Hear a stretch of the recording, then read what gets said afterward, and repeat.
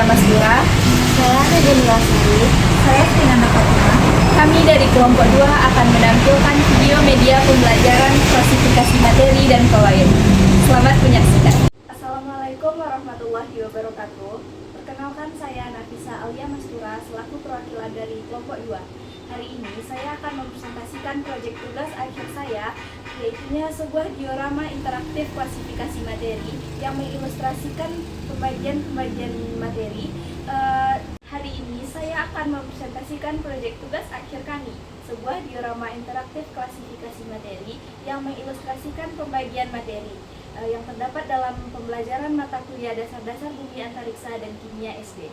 Hari ini secara garis besar diklasifikasikan menjadi 2 kelompok utama, yaitu zat tunggal dan campuran. Kita lihat kepada cabang yang pertama, yaitu zat tunggal. Zat tunggal adalah zat yang hanya terdiri dari satu jenis materi. Zat tunggal terbagi lagi menjadi 2, yaitu unsur dan senyawa. Unsur adalah zat tunggal yang paling sederhana dan tidak dapat diuraikan lagi, yaitu dapat kita lihat contohnya adalah emas dan tembaga atau besi juga termasuk kepada unsur. Sedangkan senyawa adalah zat tunggal yang terbentuk dari gabungan 2 atau lebih unsur secara kimia dengan perbandingan tetap. Dalam kehidupan sehari-hari, kita dapat menemukannya pada air, garam dapur, dan gula. Kita beralih kepada klasifikasi materi yang kedua, yaitu campuran. Campuran adalah gabungan 2 zat atau lebih tanpa adanya reaksi kimia.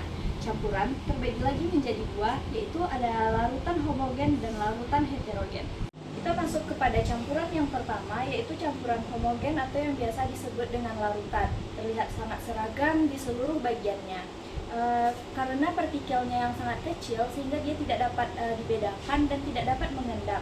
Contohnya, air yang dicampur dengan garam sehingga menghasilkan larutan garam.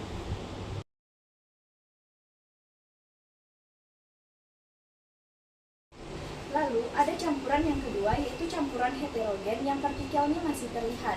Kelompok ini dibagi menjadi 2, yaitu koloid dan suspensi. Koloid berada di tengah-tengah, partikelnya lebih besar dari larutan tetapi tidak mengendap.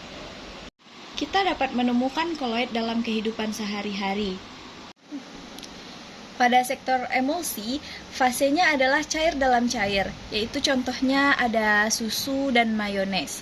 Selanjutnya kita putar kepada aerosol, fase cair atau padat yang ada di dalam gas. Dapat kita lihat contohnya ada awan dan kabut.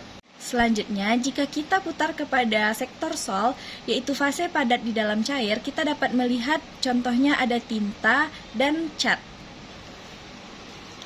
Lalu jika kita putar kepada sektor busa, yaitu fasenya gas dalam cair, kita dapat melihat contohnya yaitu seperti batu apung, styrofoam, dan terakhir kepada contoh sektor sol padat, fasenya adalah padat dalam padat, kita dapat melihatnya kepada besi. Selanjutnya kita masuk kepada kelompok terakhir, yaitu suspensi. Suspensi adalah campuran dengan ukuran partikel paling besar di atas 100 nanometer sehingga terlihat keruh.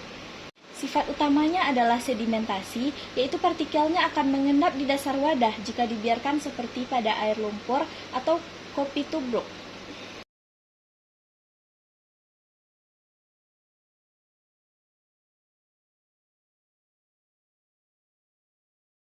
Di diorama ini kita dapat melihat secara visual alur klasifikasi materi dari yang paling sederhana hingga jenis campuran yang paling kompleks dan banyak kita temukan dalam kehidupan sehari-hari.